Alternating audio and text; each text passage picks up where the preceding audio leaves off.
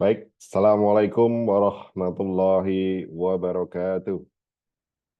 Waalaikumsalam Waalaikumsalam warahmatullahi wabarakatuh. Waalaikumsalam warahmatullahi wabarakatuh. Izin saya ulangi lagi, Nji, biar tambah semangat.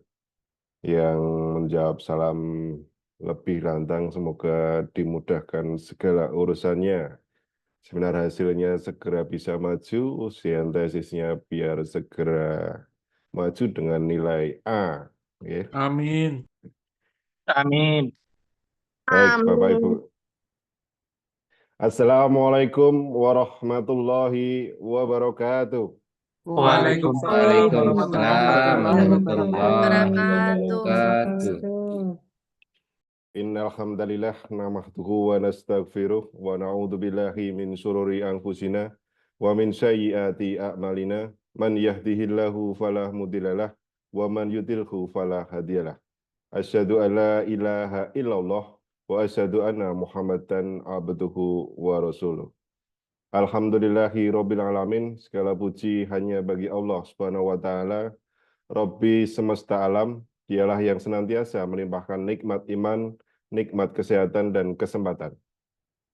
Sehingga pada hari ini kita kembali dipertemukan dalam majelis ilmu yang insya Allah penuh keberkahan. Sholawat serta salam semoga senantiasa tercurah kepada junjungan kita, Nabi Muhammad Sallallahu Alaihi Wasallam, beserta keluarga, sahabat, dan seluruh umatnya hingga akhir zaman. Yang kami hormati Dr. Kusparyanto MKes, FISPH, FISCM, selaku narasumber pada kajian Al-Islam dan Kemuhammadian pada pagi hari ini. Yang kami hormati pula Bapak Ibu dosen, mahasiswa, alumni, serta seluruh peserta yang berbahagia. Selamat pagi dan selamat datang dalam kajian Al-Islam dan Kemuhammadian Program Studi Magister Administrasi Rumah Sakit Universitas Muhammadiyah Yogyakarta. Hadirin yang dirahmati Allah Subhanahu wa taala, kalau di lapangan bola, piala cuma bisa diangkat oleh satu tim pemenang. Tapi di jalan sedekah, kita semua bisa jadi juara bersama. Bapak Ibu sekalian, kita lepas dulu penat dan urusan pekerjaan atau padatnya aktivitas harian. Kita duduk santai di sini untuk menyimak bagaimana sedekah bisa melipat gandakan aset akhirat, insya Allah. Pada kesempatan yang penuh keberkahan ini, kita akan bersama-sama mengikuti kajian dengan tema kemuliaan sedekah yang akan disampaikan oleh narasumber kita, Dr. Kusparyanto MKes, FISPH, FISCM. Sebelum memasuki sesi penyampaian materi, izinkan saya memperkenalkan narasumber kita pada kesempatan yang berbahagia ini.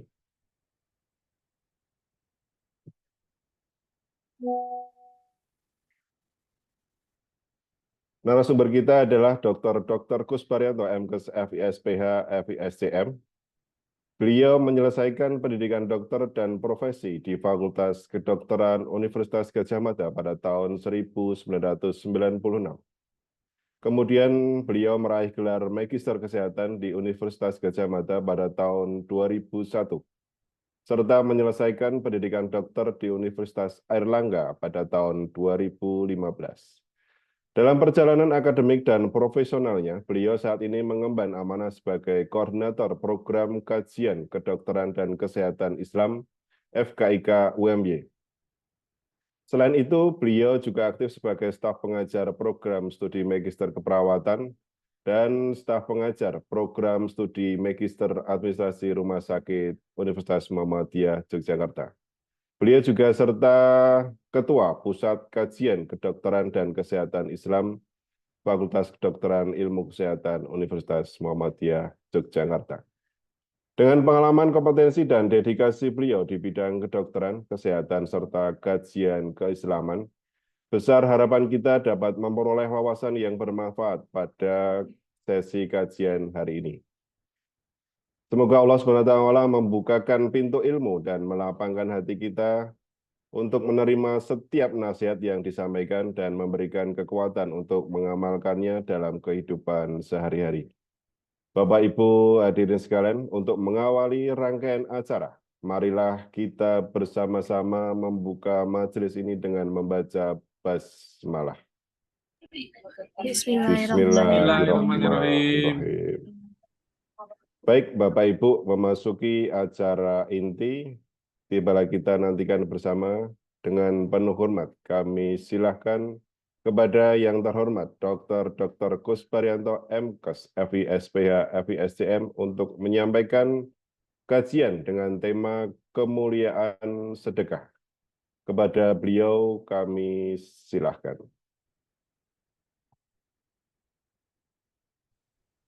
Bismillahirrahmanirrahim.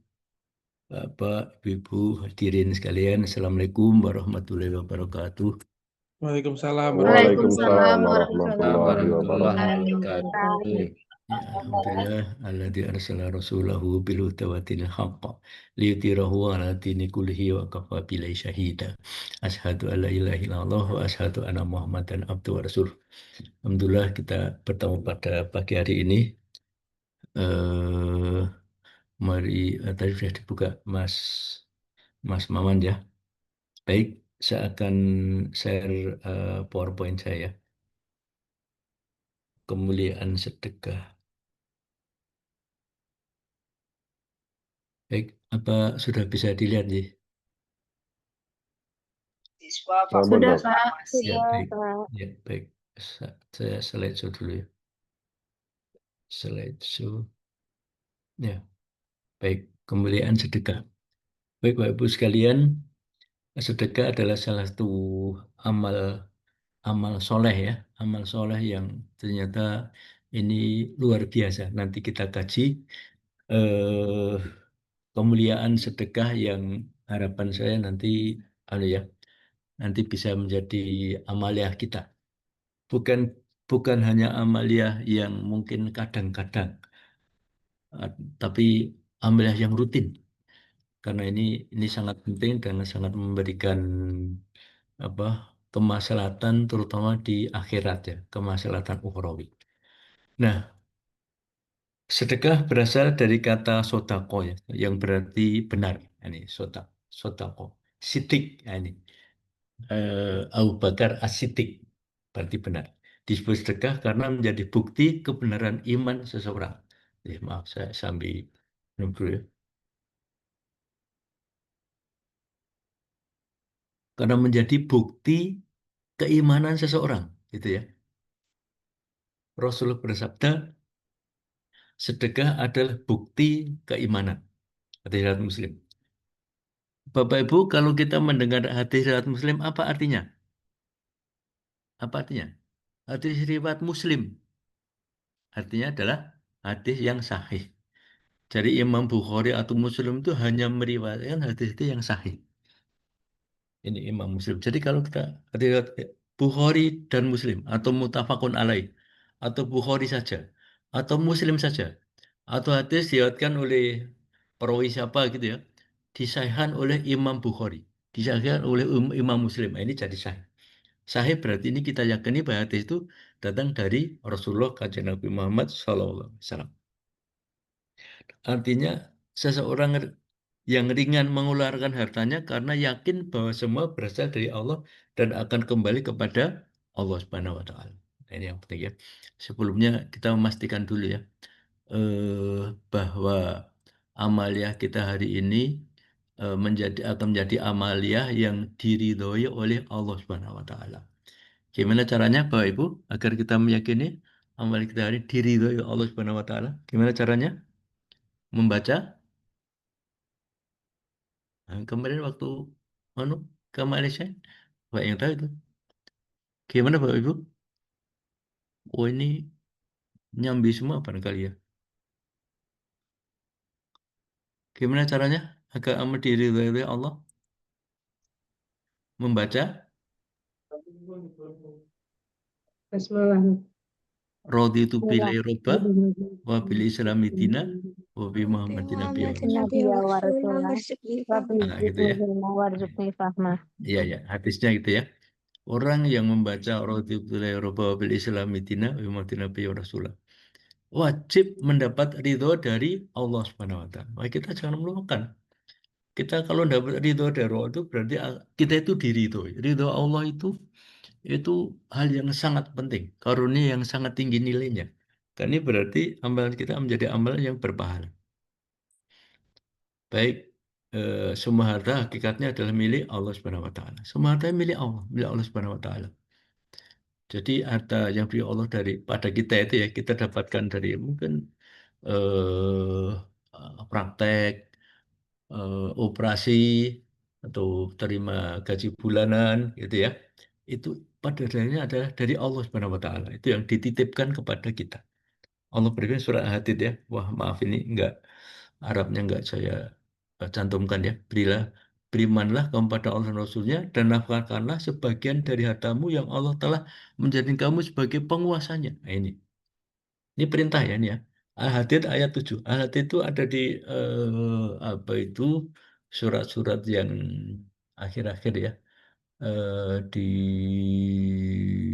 apa itu juz ke-27 Al-Hadid ya. Kalau Ustadz Adi Ilham tinggal ini, surat ini, pojok ini, kanan atas. Ya, kayak ini. Ini surat Ustadz Adi Hidayat ya. Ayat ini mengingatkan bahwa manusia bukan pemilik mutlak harta, melainkan hanya diberi amanah untuk mengolahnya. Ini. Diberi amanah untuk mengolahnya. Kemudian, sedekah tidak mengurangi harta.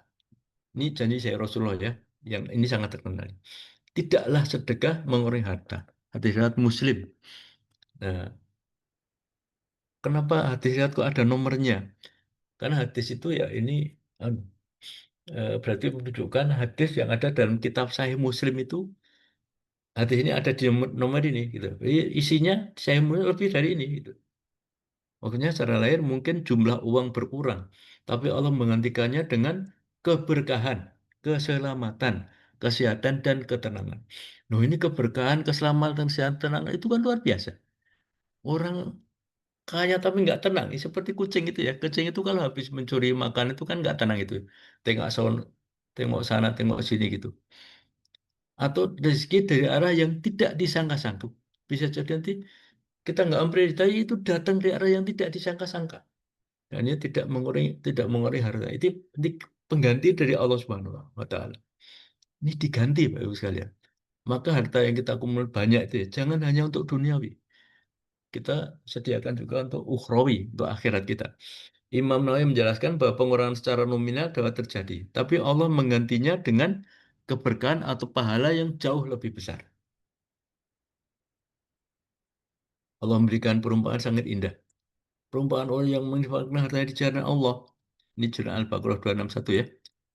Perumpamaan orang yang menginfakkan hartanya di jalan Allah seperti sebutir biji yang menumbuhkan 7 bulir. Pada setiap bulir terdapat 100 biji.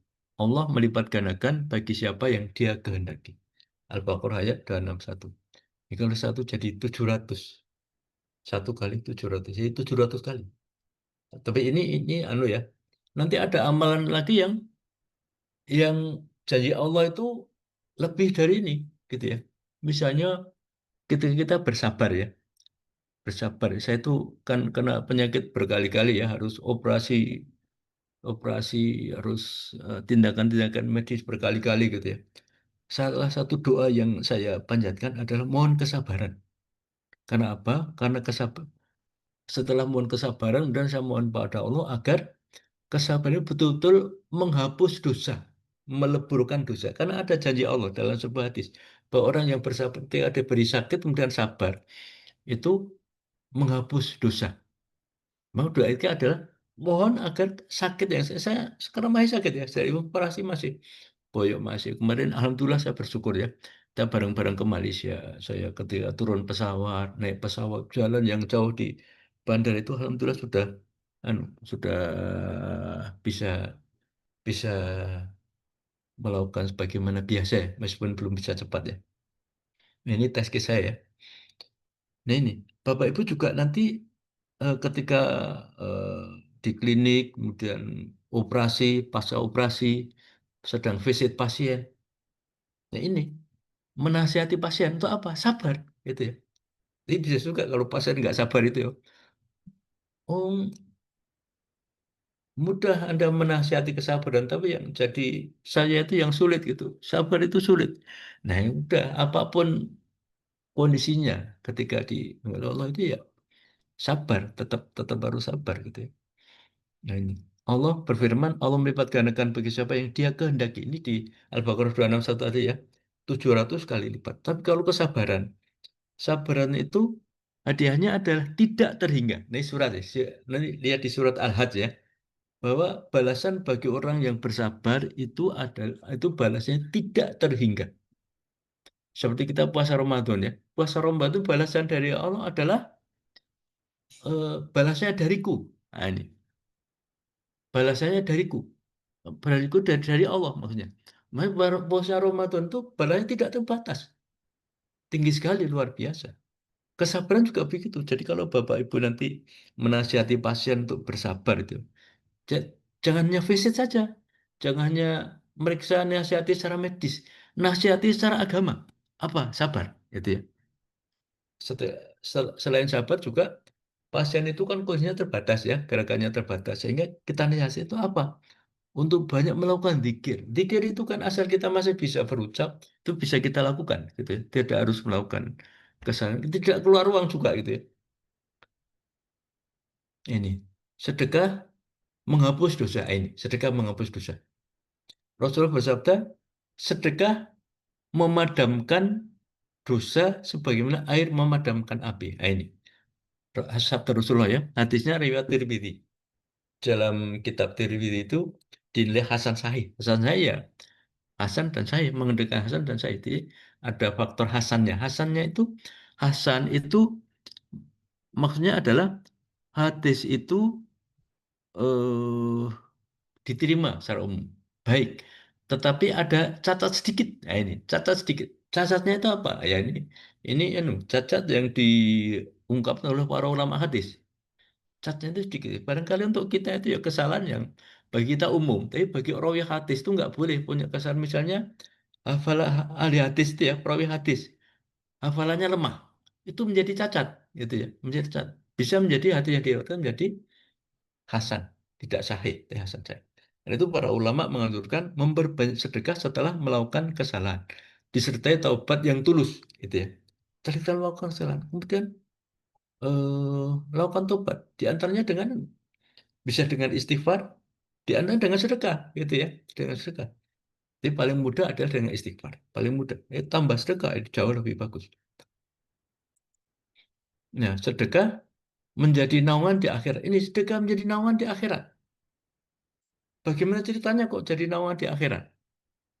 Rasulullah bersabda, setiap orang berada di bawah naungan sedekahnya sampai diputuskan perkara di antara manusia. Hadis riwayat Ahmad dinilai sahih oleh sejumlah ulama. Ya maksudnya naungan itu naungan apa? Naungannya adalah naungan maksudnya di hari kiamat yang panas itu adalah ketika kita di padang mahsyar. Di padang mahsyar itu matahari eh, matahari ya maaf, matahari jaraknya sangat dekat sekali. Matahari jaraknya sangat dekat sekali dengan kita.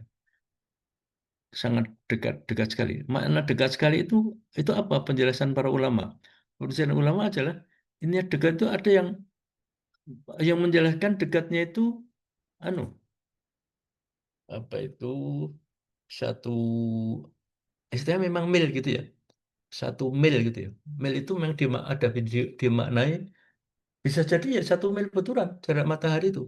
Ketika di padang mahsyar memang panas sekali.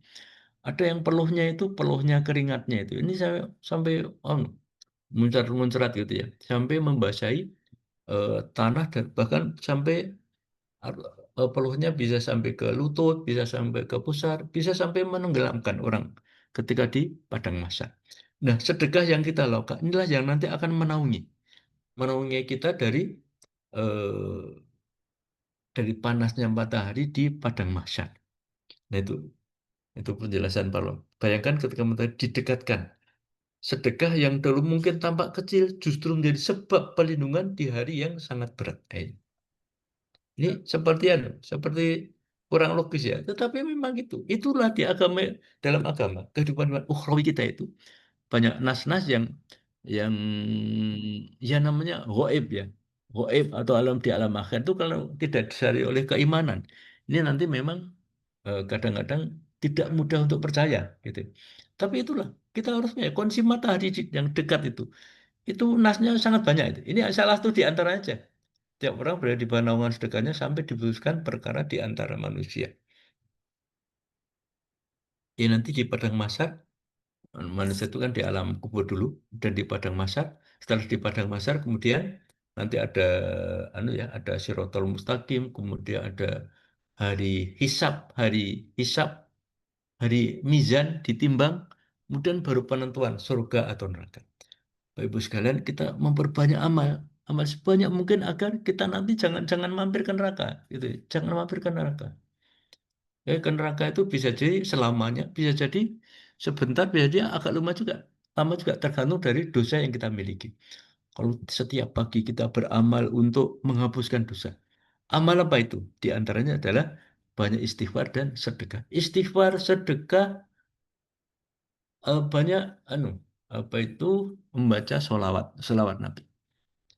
Rasulullah itu kalau istighfar itu dalam sehari, kemudian beristighfar bisa sampai 70 kali. Atau ada yang bilang ada 100 kali. Untuk apa ya istighfar? Ya nyontoni kita. Rasulullah sudah maksum gitu ya, eh, tidak punya dosa. Tapi memberi contoh pada kita agar banyak membaca istighfar dan juga sedekah ini. Nah, sedekah membuka pintu rezeki. Sementara sedekah itu membuka pintu rezeki, gitu ya. Membuka pintu rezeki.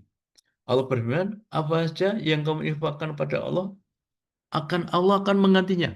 Dialah sebaik-baik pemberi rezeki. Sabah ayat 39. Sabah ya, surat Sabah. Jadi ini menjadi dasar keyakinan bahwa sedekah bukan mengurangi, tetapi membuka pintu rezeki. Membuka pintu rezeki. Pengganti dari Allah tidak selalu berupa uang, kesehatan, keluarga yang harmonis, kemudian urusan anak yang saleh, ilmu yang bermanfaat, keselamatan dari musibah. Ini pengganti, ya itu pengganti rezeki itu ya, mengganti sedekah kita itu ya. Tidak mesti dalam bentuk uang, tapi bisa juga bentuk ini kesehatan. Wah, kita diberi kesehatan yang baik, setiap masih apa itu bisa ibadah dengan optimal, ngaji di sana sini, keluarga yang harmonis, kemudian kemudahan urusan, anak-anak yang soleh, ilmu yang bermanfaat, sekolah kamu mudah gitu ya, jadi gelarnya bisa banyak, kemudian macam-macam gitu ya. Nah ini, apalagi kalau sedekah Pak Ibu nanti di format format secara apa sih sistemis gitu ya, misalnya eh, infak para karyawan rumah sakit dikumpulkan tuh apa? Membiayai anak yatim, membiayai rumah tahfidz. Jadi sekalian untuk anak atau orang yang mengkaji Islam, menghafalkan Quran di rumah tahfidz itu ya, itu pahalanya kan besar sekali. Menghafal Quran pahalanya besar. Menghafal itu harus dibaca ulang-ulang, berulang-ulang. Pahalanya besar sekali. Kita bisa mendapat pahala itu tanpa harus menghafal Quran. Tapi dengan apa? Dengan membiayai, gitu ya. Dengan memfasilitasi. Maka saya punya beberapa teman ya, rumahnya digunakan untuk rumah tahfidz. Dia pindah ke rumah lainnya. Ada yang ada seorang teman spesialis ya, kemudian dia punya rumah lagi untuk apa ini? Untuk rumah tahfidz, gitu ya. Bapak Ibu perlu berpikir begini. Kan dengan rumah tahfidz itu berarti nanti kita akan dapat pahala. Pahala malkia itu jangannya berupa pahala yang kita dapatkan sesaat. Kita beramal kemudian dapat pahala. Maksudnya jangannya itu, tetapi pahala itu yang bisa terus menerus gitu ya. Sedekah apa ini menolak bala. Nah, ini menolak bala ya. Bisa karena bala tidak dapat mendahului sedekah. Bala tidak dapat mendahului sedekah. Itu diriwayatkan oleh Al-Baihaqi. Diriwayatkan Al-Baihaqi. Para berpendapat mengenai kekuatan sanadnya sehingga tidak hadis sahih yang paling kuat. Namun maknanya didukung oleh banyak ayat yang mengutamakan keutamaan sedekah ya.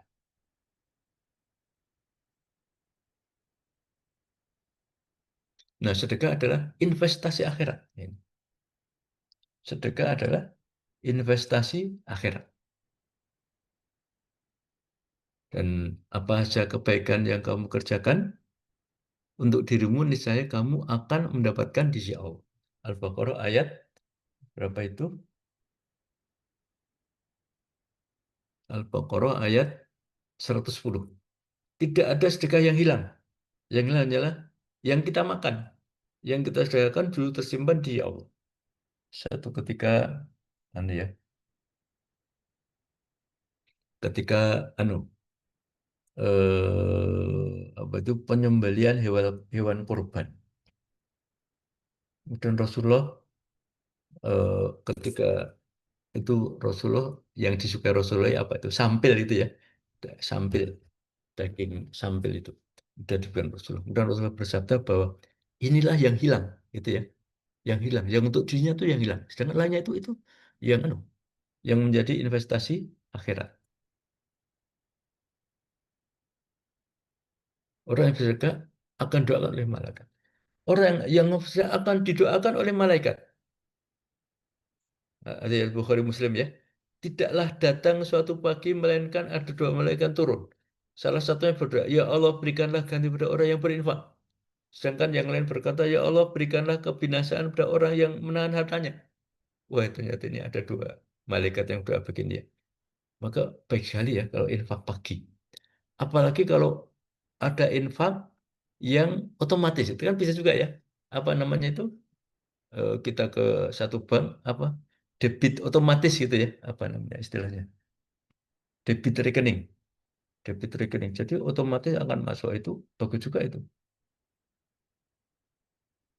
Debit rekening otomatis itu. Misalnya otomatis di hari Jumat. Kita mau transfer kemana gitu, lembaga mana gitu.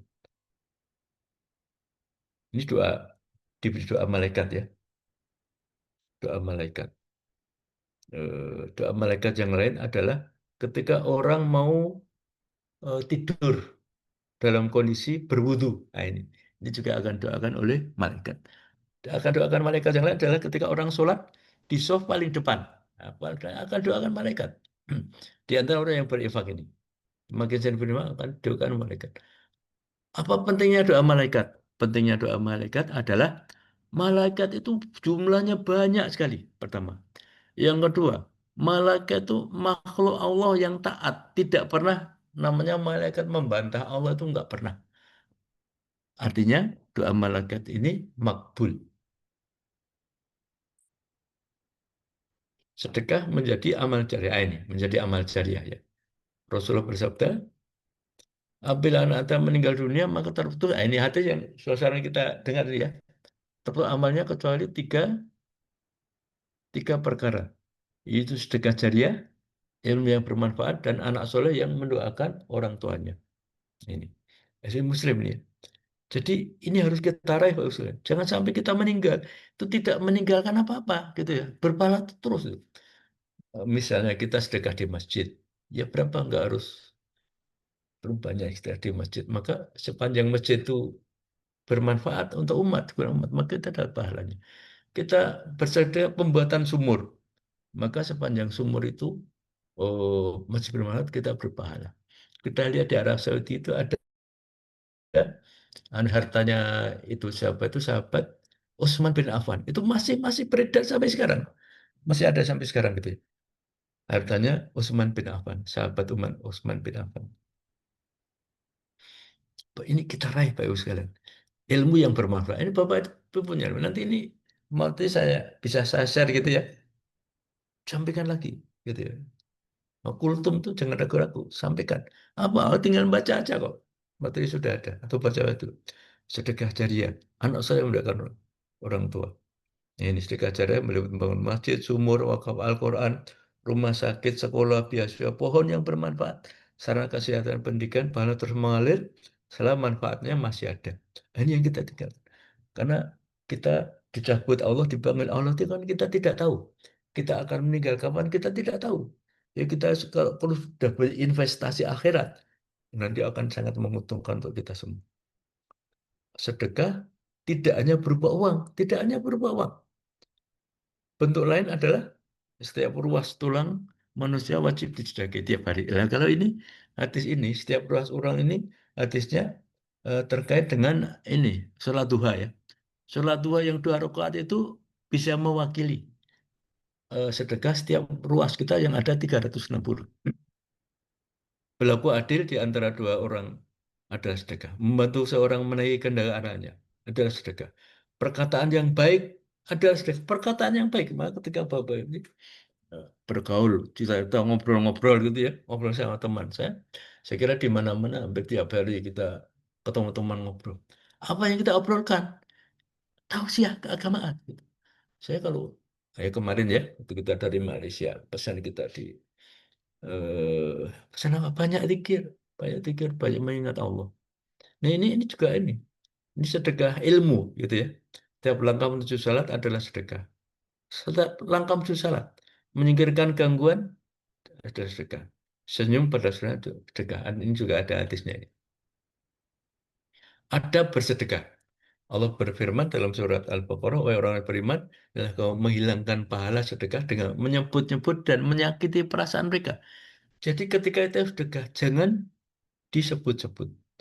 Jangan banyak nyebut-nyebut gitu ya. Nyebut-nyebut sedekah yang telah kita lakukan. Ada sedekah adalah ikhlas karena Allah. Dari harta yang halal.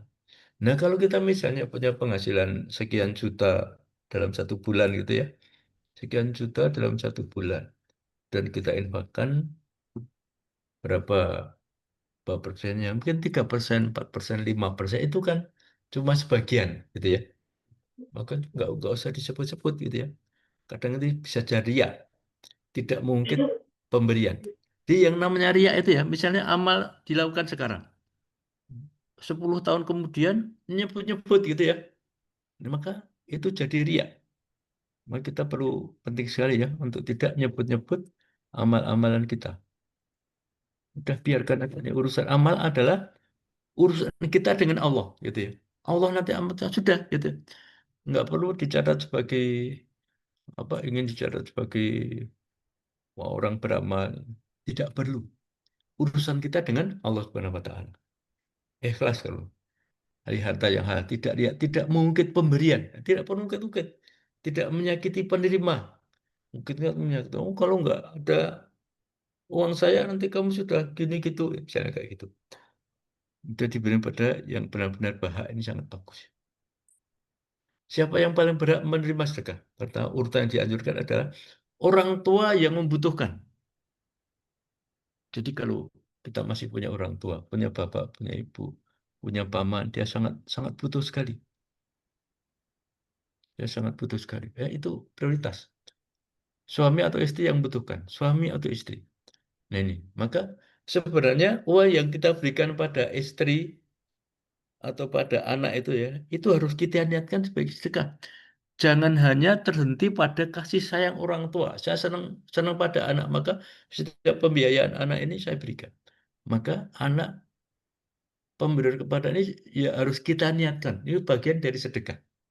Nanti Allah akan pemberian kita pada anak kan banyak. Pemberian kita pada istri juga banyak gitu ya. Ada yang menyebutkan, saya guyonya ya. Ada seorang dokter dulu ya, dokter senior. Dokter senior itu menyampaikan begini. Saya itu semua harta saya berikan pada anak yatim. Anak yatim piatu. Semua harta saya. Ternyata yang dimaksud anak yatim itu adalah istrinya. Itu guyon aja. Yang anak itu adalah istrinya. Kalau istrinya ya masuknya bukan ke yatim atau tapi masuknya ya ke istri gitu ya. Itu juga bagian dari sedekah. Bagian dari sedekah. Orang itu yang membutuhkan. Anak istri tetangga, fakir miskin, anak yatim, ibnu sabil, musafir yang kehabisan bekal. Musafir yang kehabisan bekal. Dan dakwah, pendidikan, dan kemaslahatan umat. Bidan kerabat, atau untuk dakwah itu kan kita sering mungkin dapat WA. Kadang bisa dari lazismu. kan dari lazis apa gitu. Nah ini kesempatan kita untuk anu, infak gitu ya, sedekah gitu. Bahkan memberi pada fakir miskin di pinggir jalan itu ya, kadang di perempatan-perempatan itu kita niatkan sebagai sedekah. Bahwa mereka minta itu ya biasanya kan ya benar-benar miskin gitu ya. Ini niatkan sebagai sedekah gitu ya. Cuma kadang-kadang kita nggak enaknya itu kadang tuh apa ya, anak-anak pemuda-pemuda dengan eh, badannya di apa itu, di perak itu ya, dilapisi perak itu. Nah ini kadang-kadang ganteng gagah gitu. Kenapa milih pekerjaan seperti itu? Pekerjaan meminta-minta, pekerjaan yang tidak bagus ya. Di akhirat nanti orang yang meminta-minta itu nanti apa itu dagingnya itu akan habis dagingnya ya. Jadi kita nanti di akhirat di padang mahsyar itu ya. Ini kita akan berjalan bertindak seperti amalia kita. Jadi orang yang peminta-minta itu nanti dagingnya akan habis. Karena kami amalnya meminta-minta. Orang yang sombong itu akan dikecilkan oleh Allah, akan jadi makhluk yang tubuhnya kecil. Gitu ya. Orang yang ini sombong ya, mungkin kaya. Maka misalnya minta maaf ya.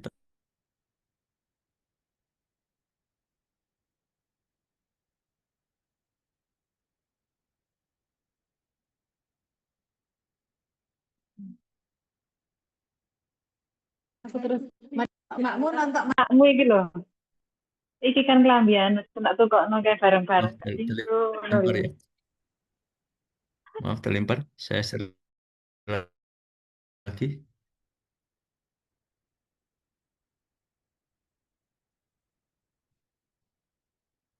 Baik, ini sampai mana ya? Baik, kita lanjutkan ya. Saya tadi terlempar. Ini. Siapa yang berhak menerima sedekah? Ini. Slideshow dulu. Sebentar, ada masalah. Ya.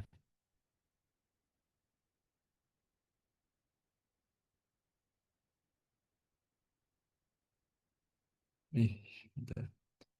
Sudah bisa dilihat Bapak Ibu ya? Sampo dokter. Sudah, Dok. Halo? Sudah Sudah, Dok. dokter. Ya, baik. Sudah. Ya, saya slideshow kok sulit ya ini ya. Ya udah terus saja ya, maaf nih. Saya slideshow kesulitan. Baik, ketika tidak hanya berupa nanti sudah ini ya. Ini sudah sampai ke sedekah bersedekah yang disebut di dalam surat Al-Munafikun ya, ayat 10-11. Dan infakkanlah sebagian dari apa yang telah kami berikan padamu sebelum datang kematian pada seorang di antara kamu. Lalu berkata, ya Tuhanku, ya Tuhanku. Oh, ini. Oh ya, ya. Siapa? Ini yang disebut. Ini saya bacakan ya. Munafikun. Ya Tuhanku, sekiranya Engkau berkenan menunda kematianku sedikit waktu lagi, maka aku akan dapat bersedekah dan aku akan termasuk orang-orang yang saleh. Jadi ini di dalam surat Al-Munafikun disebutkan bahwa eh, ini perumpamaan ya, perumpamaan orang ketika meninggal, kemudian diberi kesempatan untuk hidup itu. Apa yang akan dilakukan? Dilakukan adalah akan bersedekah, gitu ya. Akan bersedekah, gitu ya.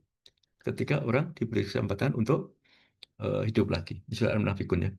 Mengapa bersedekah? Nah, ini menariknya ketika Allah menggambarkan permintaan orang telah menghadapi kematian, ia akan berkata, ketika ini beramal ya, aku ingin membangun rumah, aku ingin menambah kekayaan, aku ingin berlibur. Ini kan kata-kata orang yang jauh dari kematian ya. Persepsi bahkan tidak disebutkan terlebih dahulu, aku ingin salah lebih banyak enggak, tapi bersedekah gitu ya. Saya kenapa bersedekah? Nah, ini karena ini pentingnya sedekah itu. Hal ini menunjukkan betapa besarnya nilai sedekah di sisi Allah Subhanahu wa taala. Para ulama menjelaskan bahwa sedekah disebut secara khusus karena manfaatnya sangat luas. membantu sesama, membersihkan jiwa, menjadi bukti keimanan, pahalanya terus mengalir sepanjang masih membawa manfaat. Ibnu Katsir menjelaskan bahwa ayat ini menggambarkan penyesalan orang yang melalaikan kewajiban pada Allah, tidak memanfaatkan hanya untuk kebaikan. Ada satu kisah ya, seorang ustadz. Kalau Bapak Ibu pernah coba nanti lihat ceramahnya Ustadz Umar Mita. Ustadz Umar Mita, beliau pernah menceritakannya dalam satu ceramahnya. Dia itu punya paman, punya om ya. Pamannya itu nggak punya putra. Kemudian punya rumah besar gitu ya, rumah besar ditinggali. Ustadz Umar Mita itu memberikan nasihat. Paman, saya anjurkan nanti kalau rumah ini dijual, paman hanya dibelikan lagi rumah yang kecil untuk, tetapi yang lain itu diinfakkan, disedekahkan.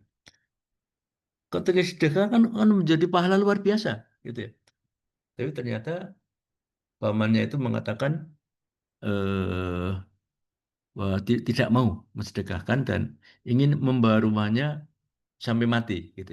Nah, kalau sampai mati artinya kan harta yang banyak itu tidak untuk sedekah, gitu. Nah, dibawa mati.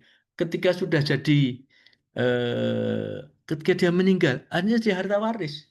Harta waris ya sudah biasa, sudah otomatis, tidak bernilai sebagai pahala, gitu ya. Ingat Pak Ibu ya, ketika sudah jadi harta waris tidak bernilai sebagai pahala, tidak bernilai sebagai pahala. Maka ini pentingnya gitu ya.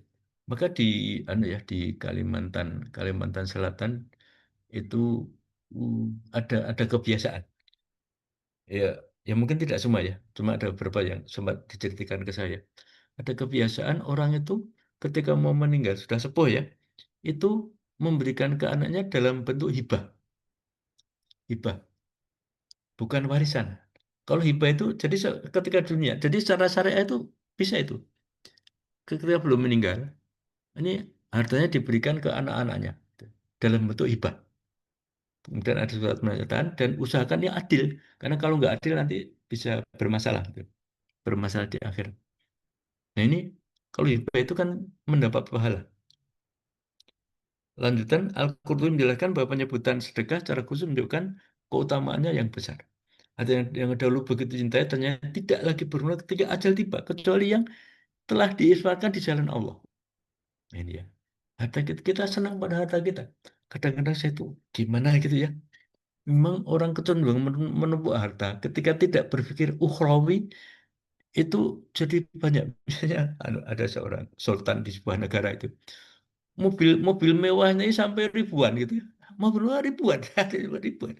Bisa gitu ya.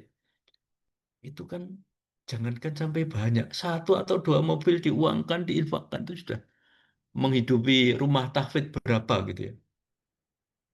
Mana ini jelas salah dari Rasulullah ya. Apabila anak Adam yang dunia maka terputuslah amalnya kecuali 3 perkara, yaitu sedekah jariah, ilmu yang bermanfaat, dan anak yang mendoakan orang tuanya. Ini menjelaskan bahwa sedekah, terutama sedekah jariah, termasuk amal yang pahalanya terus mengalir. Maka saya ingatkan sekali tadi ya, Bapak Ibu ketika punya pendapatan gaji-gaji lebih, jangan hanya untuk mikir duniawi. Tapi untuk apa? Untuk misalnya membantu rumah yatim Muhammadiyah, membantu rumah tahfidz, maka kita akan mendapatkan pahala yang didapatkan oleh para santri-santri itu. Termasuk saya itu punya beberapa teman ya, yang komitmennya itu berdakwah ngurusi sekolah. Sekolah ini ternyata apa pahalanya? Pahalanya adalah sekolah itu kan muridnya banyak, muridnya 100. Satu murid sejak dari kelas 1 dan sampai kelas 6 lulus jadi anak yang soleh. Maka pahala juga didapatkan oleh para guru, kepala sekolah beserta pengurus-pengurus sekolah itu. Nah, ini sungguhnya adalah apa yang telah didahulukan untuk akhirat. Sedangkan harta ahli warisnya adalah apa yang ia tinggalkan, yang tinggal untuk akhirat. Pesan ini ya, yang dapat diambil adalah bersedekahlah ketika masih sehat, bukan menunggu sakit. Bersedekah ketika masih mampu, bukan menunggu kaya. Bersedekahlah ketika masih hidup, karena setelah kematian tidak lagi kesempatan untuk menambah amal. Jangan segitu menjadi orang yang digambarkan dalam surat Al-Munafiqun 10 ya. Baru menyadari nilai sedekah ketika ajal tiba, gitu. Padahal saat itu pintu amal sudah tertutup. Padahal ajal seorang tidak tahu. Nah, ketika lapang, mari kita biasakan sedekah ketika lapang maupun sempit, ketika sehat maupun sakit, ketika hidup, sebelum datang kematian. Kemarin itu saya ikut rapat rapat Dewan Dakwah ya. Nah, ketika ternyata ya, Dewan Dakwah itu mengutus dai-dai ke tempat-tempat terpencil di Nusa Tenggara Timur, ada juga yang di Papua gitu ya. Nah, di antara dibiayai oleh para akhirnya orang-orang kaya. Orang kaya kalau didatangi, tentunya anu eh, apa itu infaknya itu bisa sekian puluh juta. Infak sekian puluh juta lagi. Jadi itu membiayai, coba bayangkan dai yang datang ke tengah-tengah terpencil itu ya. Di Muhammad ya ada lembaganya, namanya lembaga khusus gitu ya. Itu pahalanya luar biasa. Kita membiayai berarti dapat pahala. Dan dilakukan oleh dai yang tinggal di tempat terpencil tadi. Baik, ini yang saya sampaikan. Saya kembali kepada Mas Maman. Assalamualaikum warahmatullahi wabarakatuh. Matur nuwun. Waalaikumsalam warahmatullahi wabarakatuh.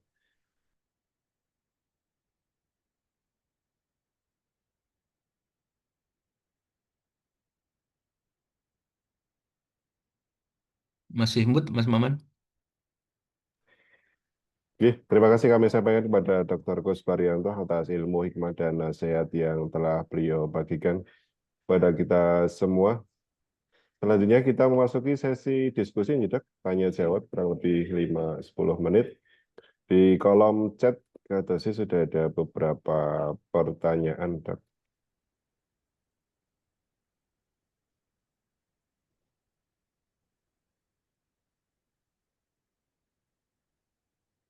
Di kolom chat ada Dr. Endang.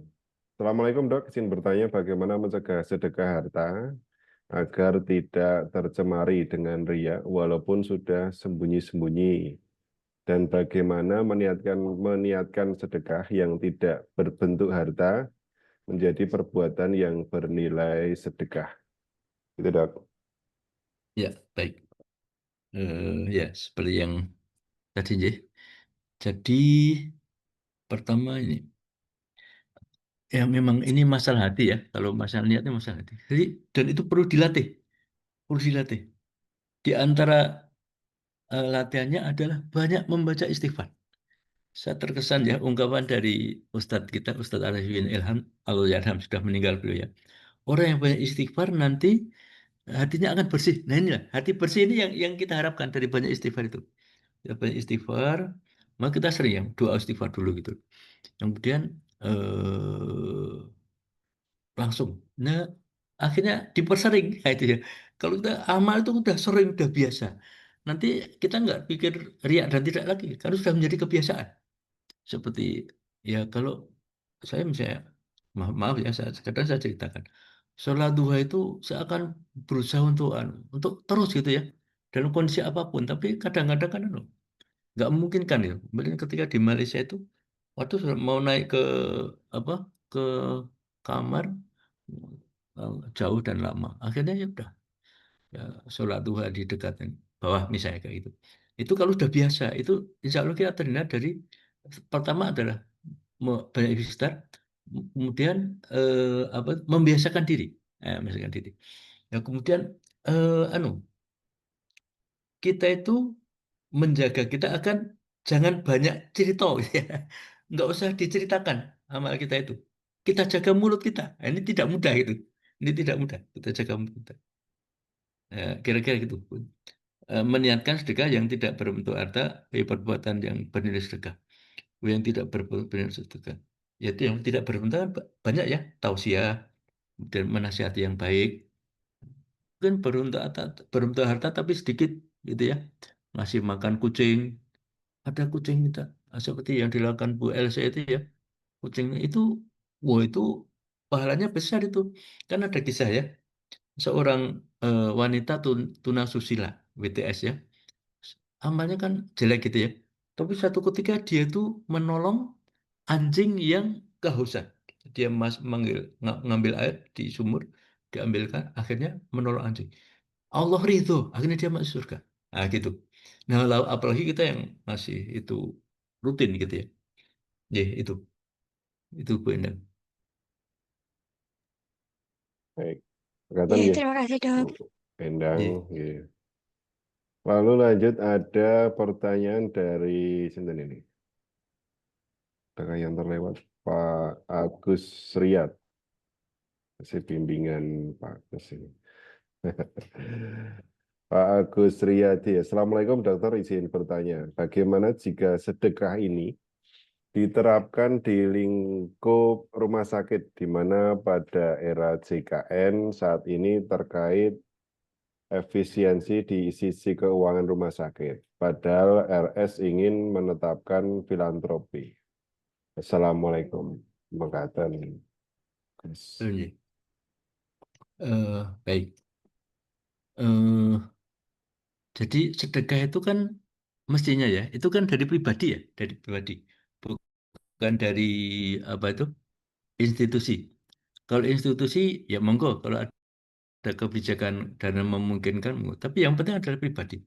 Jadi jaga itu dari penghasilan yang sudah masuk ke personal, karyawan, dokter, perawat atau siapa saja ya, ke pribadi. Kemudian pribadi nanti akan sukarela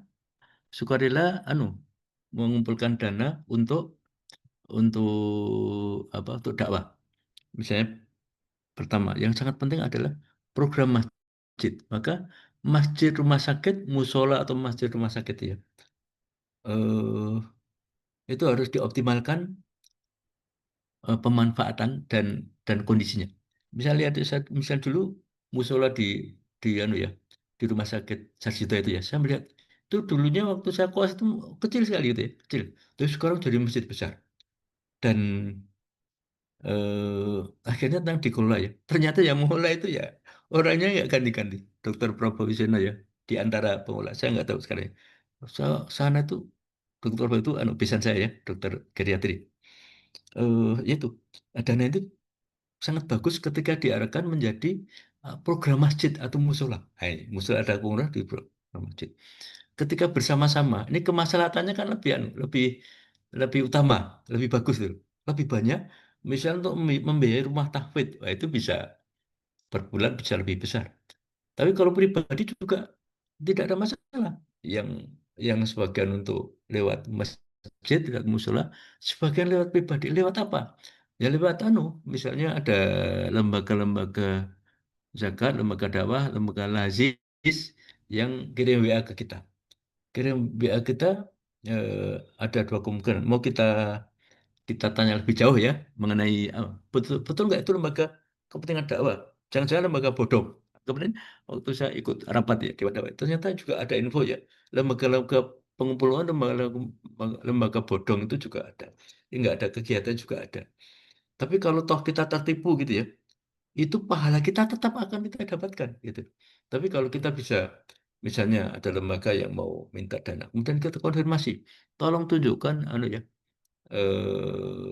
apa itu video-video bangunan dan sebagainya itu, misalnya kayak gitu, itu lebih baik. Jadi kalau tertipu, pahalanya tetap, saya kok yakin gitu. Kemudian tadi apa lagi? Kira-kira itu ya. Ini ada lagi dari Pak Lalu Adi ini, apa ini Iya, dulu Dok. Pak? Ya Iya, ini. Pak. Lalu, Pak Dok. Dalam tetap menjaga keikhlasannya dalam sedekah dan kapan hukum menjadi wajib. Nah, wajib bahkan haram. Baik. Saya pernah mengkaji terkait dengan sedekah. Ada namanya sedekah wajib. Kalau sedekah wajib, maaf, ini baterai saya cas dulu.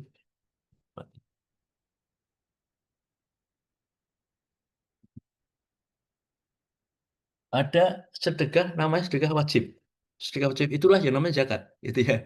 Kalau sedekah wajib namanya zakat. Jadi sudah ada aturan di situ. Jadi maaf ya, dalam Islam itu sebenarnya tidak ada pajak ya, pajak untuk kaum muslimin. Sesama Muslim itu ada dengan zakat. Zakat, infak, sedekah, bukan pajak. Kalau pajak itu adalah untuk, maaf ya, negara Muslim pada non-Muslim. Kemudian bagian menjadi wajib ketika itu ya, zakat. Zakatnya itu. Istilah lain, zakat itu adalah sedekah wajib. Nah, begitu. Ada referensi yang pernah saya baca begitu. Kemudian sunnah. Nah, mayoritas zakat itu sifatnya sunnah. Tapi yang namanya sunnah itu jangan kita apa istilahnya, aja dimengke. Ngomong sunnah, cuma sunnah. Jangan dicumakan. Banyak lagi amal sangat bau ya hukumnya sunnah. Maksudnya kalau ditinggalkan tidak berdosa. Tapi kalau dikerjakan, sunnah itu kita pahami begini. Kita kerjakan berpahala, tidak dikerjakan kita rugi gitu loh. Nah, kita marahi gitu. Maka Muhammadiyah itu ya, itu membuat rumah sakit, membuat masjid itu sepertinya kok gampang sekali. Karena banyak link-link orang-orang yang eh, benar. Kemudian kan jadi haram. Jadi haram ketika niatnya tidak benar ya. Niatnya tidak benar atau niatnya salah. Niatnya infak untuk kepentingan suatu yang tidak baik itu jadi hukumnya haram gitu ya. Atau menginfakkan dari harta yang haram, hasil apa itu hasil itu hasil korupsi disedekahkan. Ini nggak boleh hukumnya. Ya, baik itu Mas Maman, satu dulu. Baik, Dok. Mungkin ada terakhir untuk satu pertanyaan, mungkin bisa dirapel, Dok. Karena Ya, keterbatasan waktu, ini iya, ada dari Yunita terkait permintaan donasi melalui WA dan ya. yayasan anak-anak yatim. Pembangunan masjid sumur, sementara kita tidak tahu apakah benar-benar donasi itu diperuntukkan sesuai proposal, mengingat sekarang modus penipuan juga macam-macam nih, Dok. Ya, baik. Kalau saya juga sering dapat gitu ya. Tapi pertama baik ketika mungkin kita minta bukti-bukti apa ya, misalnya bukti-bukti amal ya. Jadi saat tadi saya sebutkan kita dapat info banyak lembaga amal ini lembaga bodong, istilahnya lembaga bodong itu juga ada gitu. Tapi pertama kita bisa mengkonfirmasi ya, misalnya jenis kegiatannya, laporannya seperti apa gitu ya. Kita minta video atau foto-fotonya. Ya itu minimal ya. Kalau bisa bersilaturahim langsung ke tempatnya ketika waktu memungkinkan itu baik baik sekali gitu. Tapi kalau tidak, niat kita sudah benar, itu harta kita insya Allah tidak hilang. Pahala akan tetap kita dapatkan. Pahala tetap kita, karena pahala niat sementara nyatanya itu kan tidak apa di luar kendali kita gitu. Kalau kita ditipu dan sebagainya, di luar kendali kita, maka insya Allah pahalanya tetap akan kita dapatkan. Baik, itu Mas Wanji. Baik, Dok. Terima kasih atas penjelasannya.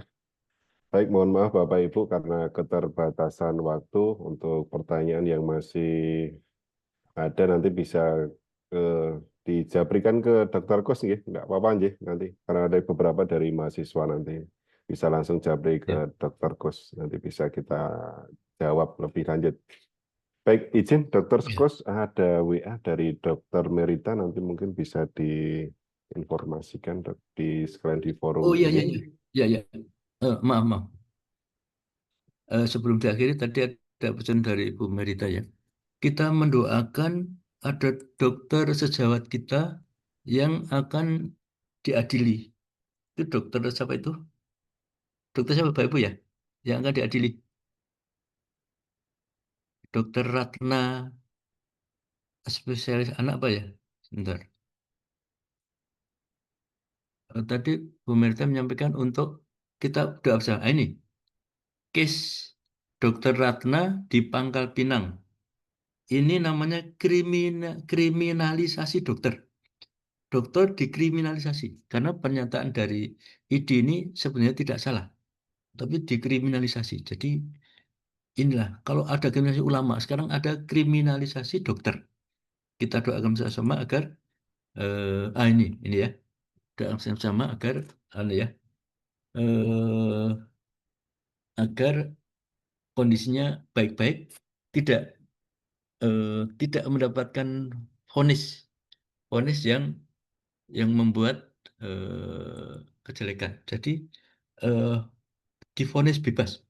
Kita doakan agar divonis bebas. Sekalian doa yang lain ya. Kita mulai. Bismillahirrahmanirrahim. Astagfirullahaladzim, astagfirullahaladzim, astagfirullahaladzim. La ilaha illa anta subhanaka inni kuntu minadh-dhalimin. La ilaha anta subhanaka inni kuntu minadh-dhalimin. Ya Allah, ya Tuhan kami, jadikanlah kami semua ya yang ada di forum ini menjadi orang-orang yang punya keimanan dan ketakwaan yang tinggi. Ya Allah, jadikanlah kami yang ada di forum ini menjadi orang yang senantiasa taat kepadamu ya Allah. Ya Allah, berilah kebaikan untuk kami dalam menjalani profesi kami.